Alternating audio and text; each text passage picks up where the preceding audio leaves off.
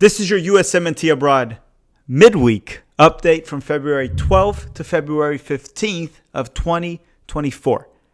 Hi, if you're new here, I'm Filippo, and welcome to Tactical Manager TV, and welcome to the US Men's National Team Abroad series, where every single Monday we update you on how the Yanks did abroad over the weekend, and some Fridays, like today's episode, that is a midweek episode. Yes, now the US Men's National Team Abroad midweek is back, which normally we're going to cover the continental competitions, some random leagues, and cup games that happen during the midweek.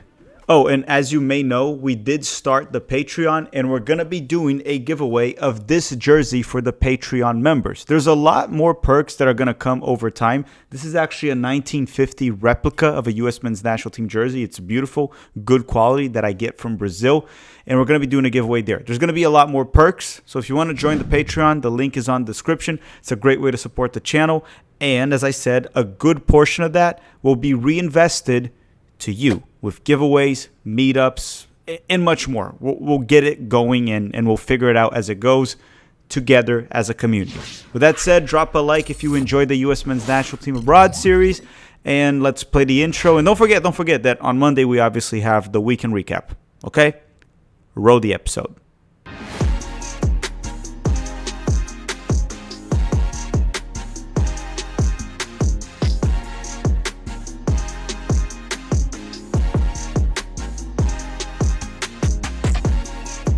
So there were no Americans in the Champions League during this midweek, but we do have PSV next midweek. So on the next midweek recap, we're going to have the Americans in the Champions League, which are Malik Tillman, Ricardo Pepi, and Sergio Dest from PSV as they clash with Borussia Dortmund. But now let's go to the Americans in the Europa League, and they are Christian Pulisic and Yunus Musah from Milan. And on Thursday, Christian Pulisic and Yunus Musah both started for Milan during their 3-0 win over Rennes, or whatever the name the French team is, I don't know how to pronounce it, in the Europa League round of 32. If you've been here long enough, you know French ain't my forte. Christian Pulisic played 81 minutes and Yunus Musah played the full 90 minutes. With this win, it's pretty much set that Milan will advance to the round of 16. I would not be surprised if Pioli rested Christian Pulisic next week during the midweek on Thursday when they play again, and probably started Yunus Musah again. So with that said, Milan is pretty much through. That's a massive win, 3-0. I mean, they're not 100%, but pretty much. How did the Americans do? And unfortunately, Christian Pulisic's goal drought still continues. It lives. He didn't score. But his overall performance was good. I don't think Pulisic was very good in the first half by any means. He wasn't bad, just not great. He mainly did a lot of defensive work and stayed out wide to provide width to Milan. He did play a minor role on Milan's first goal by sorta starting the play down the right, but I'd not give too much credit for that specific play. He did also have a great run in transition that led to a shot on target by Olivier Giroud. So despite not a great first half, he had his moments, sorta. I would say the first half was a 6 out of 10. Above average for sure, but not great. But, in my personal opinion, I thought he was very good in the second half. He didn't really play a role on goals number 2 and 3, but he had an amazing run around minute 55 or 56 with combining with Loftus-Cheek, then combining with Rafael Leão, to get a shot on target. It was a really nice play. Then he also had another great run where Yunus Musah found him around the halfway line, and then Pulisic took the ball from the center of the field all the way to the opponent's box on his own, beating one of the defenders, and then he got a shot on target that was saved by the goalkeeper. It really felt like Christian Pulisic deserved a goal this match, but it is what it is. As for Yunus Musah, he did just fine playing as a central midfielder on a double pivot essentially next to Reinders. His ball carrying continues to be his strength. He was really good at that. The decision making can improve, and it will over time the more he plays. I guess it's just because he's very young. As he gets older, matures, the decision making will improve. Besides that, Yunus Musah is extremely talented.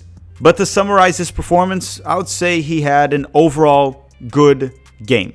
He also did get close to scoring the first half off a low cross, and he's yet to score his first goal with the Milan jersey this season, actually in general, right? This is his first season with Milan. So just to cut things short, I thought the Americans played well, and Milan most certainly got a tremendous result. And I just really need Christian Pulisic to end his goal drought over the weekend. It's honestly starting to bother me a little bit. I was getting used to him scoring every other weekend, and it's been a while. It's been, what, like 6 to 8 weeks, something like that. What can I say?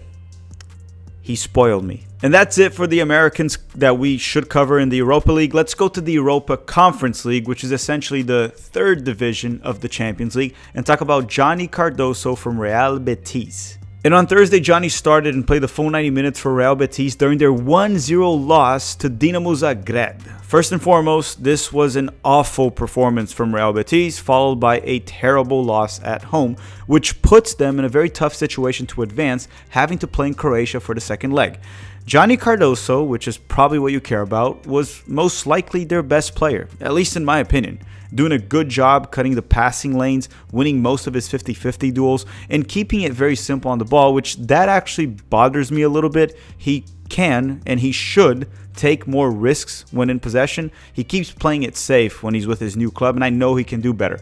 When under pressure in possession, he managed to find space or to find a teammate with a pass for the most part, and he was actually very press resistant on the ball, completing every single dribble that he had, all 5 of them in the game.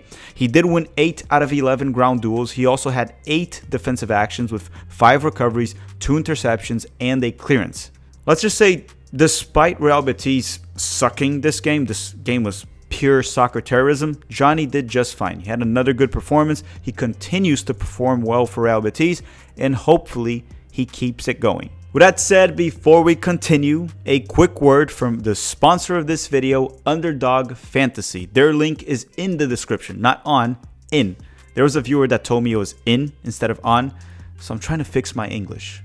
Oh yeah, and drop a like while the ad is playing. We'll be back in a minute. And thank you, Underdog Fantasy, for sponsoring Tactical Manager TV. Underdog Fantasy is a fun game to play prior to any soccer match, or basketball, or football as well, but we don't talk about those two in Tactical Manager TV. Sometimes basketball during live watch-alongs. I have been playing Underdog Fantasy for over a year now. You can download the app by using the link on the description of this video, and you can also use the promo code TMTV. And Underdog will be matching your first deposit for up to $100. And in the process, you'll be helping the channel avoid bankruptcy. The game I mainly play is called Pick'em. You just click on it, scroll to the soccer section, and pick a player for a specific match and select the stats that you believe will be lower or higher. It's very easy to play, but be smart about your picks because it's not easy to win. I'll be playing some Underdog Fantasy during some match live streams or match live watch-alongs, so stay tuned for that, as I will be forced to cheer for a player or root against him. Now, I am a professional hater, so I'll probably be rooting for the player's downfall. Once again, don't forget to use the promo code TMTV and use the link on the description of this video. Thank you, Underdog Fantasy, for sponsoring the channel. Okay, we're done with the continental competition, so let's go to the Americans that played for their domestic leagues or cups during the midweek. The first one being Weston Mckennie and Tim Weah from Juventus, because they played on Monday. And on Monday, Weston Mckennie and Weah both started for Juve during their 1-0 loss to Udinese in the Serie A. Mckennie played the full 90 minutes and Weah was subbed out around minute 61. The biggest takeaway from this match is that Juventus' hopes to win the league are gone. Over, dead, obliterated, destroyed. I mean, Allegri himself said it. And quote him, not me. This is what he said. I never believed in the Scudetto. The goal was the Champions League qualification since the start of the season. The soccer terrorist has spoken. He almost sounds like those spoiled kids that want something, then when they see they can't have it due to their own fault, they just say they didn't want it anyway. Yeah, because that's what Allegri believes. I actually think Juventus had a legit shot on winning the Scudetto. I actually thought it was possible because of their team and because they weren't playing any continental competition. But Allegri apparently says that they never wanted to win the Scudetto, that he never thought it was possible to win the Scudetto this season.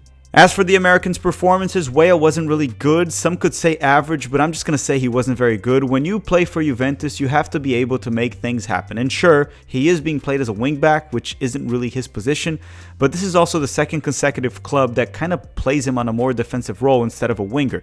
I think Weah is a good player, but I don't think he's good enough to play for a team like Juventus as a winger. He's very one-dimensional, and that's all I'm going to say. He does fine as a wingback, but not great. As for Weston Mckennie, I thought he had a very average game, or maybe slightly below average, especially compared to previous performances. He's been playing super well for Juventus this season, so the bar was set really high. This one was one of those rare games this season where Weston Mckennie wasn't very good. And you know, every time I watch Allegri ball, or Allegri soccer terrorism, I lose a lot of brain cells. So hit the like button for that, just because I'm watching Juventus. It's a very painful watch for the most part. Next up, we have Chris Richards from Crystal Palace because they played in the Premier League on Monday. And on Monday, Richards started and played the full 90 minutes for Palace during their 3-1 loss to Chelsea. So let's start by saying that Richards had no direct blame on any of the goals. Richards and the entire back line were actually solid in the first half, but they managed to concede a goal early in the second half and then 2 goals in added time for a 3-1 loss. I think Richards had a good performance in my opinion. He was also quite busy with 16 defensive actions, 13 clearances, 1 interception, 1 block. He did well. And he played as a center back because Marc Guéhi was injured. It's unclear when the English center back will return from injury. In the meantime, Richards is a lock to start for them at the center back position. My only issue with this match was that Conor Gallagher, a track and field athlete pretending to be a soccer player, scored a brace. That kind of pissed me off. It also ruined my agenda. Actually, not really. The agenda lives. Next up, we have Josh Sargent from Norwich. And on Tuesday, Sargent started and played 56 minutes for Norwich during their 4-2 win over Watford in the EFL Championship. Sargent scored once again, this time off a rebound from a penalty kick that he missed, or shall I say, the goalkeeper saved it, and then Sargent scored off a rebound. Very smart of Josh Sargent to miss the penalty kick on purpose so that he could score on open play. He didn't want us to give a nickname to him like Posh Pargent, so that was really smart of him. Yeah, he totally missed it on purpose. Totally. Actually, it was a very poorly taken penalty kick. Regardless, Josh Sargent now has 8 goals and 1 assist in 727 minutes played in the EFL Championship, which is less than 9 full matches, mainly due to the fact that he missed 20 games because of an ankle injury earlier this season.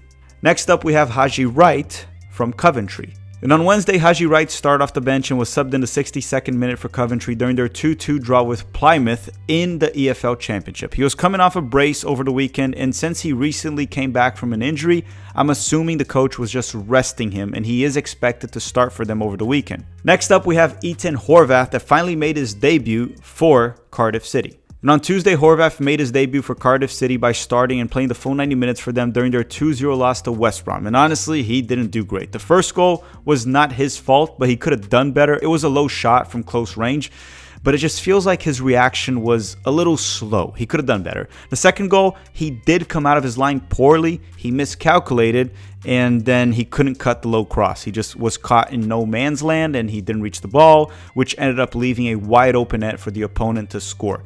And statistically speaking, he also didn't do good because he had a 1.13 XG on target and he conceded 2 goals, which means he had a negative 0.87 goals prevented, which is not good. You want that number to be close to 0 and, if possible, positive.